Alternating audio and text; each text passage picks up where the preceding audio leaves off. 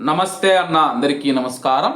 Kuwait మరియు Gulf దేశాలు ప్రపంచవ్యాప్తంగా ఉన్న ఆంధ్రప్రదేశ్ రాష్ట్ర ప్రజలకు ఏపీ ప్రభుత్వం సీఎం నారా చంద్రబాబు నాయుడు గారు ఏపీఎన్ఆర్టీఎస్ ద్వారా మనం చూసుకుంటే భరోసా కల్పిస్తూ ఉన్నారు.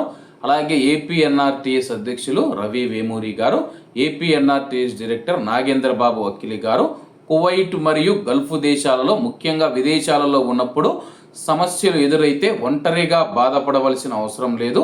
ఏపీఎన్ఆర్టీఎస్ మీకు అండగా నిలుస్తుంది. అత్యవసర సహాయం, ఇండియాకు తిరిగి రావడం, విదేశాల్లో ఇబ్బందులు ఎదురైనప్పుడు మార్గదర్శనం మరియు ఇవన్నీ ఒకే చోట అందుబాటులో ఉంటాయి. మీరు ఎక్కడ ఉన్నా ఆంధ్రప్రదేశ్ రాష్ట్ర ప్రభుత్వం మీకు అండగా ఉంది.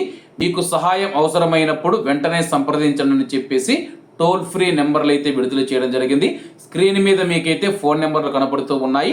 అక్కడే చూడండి 8632340678, అలాగే 8500027678 అనమాట. అలాగే మీరు యొక్క హెల్ప్ లైన్ నెంబర్లకు ఫోన్ చేస్తే కానీ ఆంధ్రప్రదేశ్ ప్రభుత్వం నుంచి మీకైతే సహాయం అందుతూ ఉంది. ఇలాంటి సేవలు అవసరమైన వారికి ఈ యొక్క సమాచారం షేర్ చేయండి.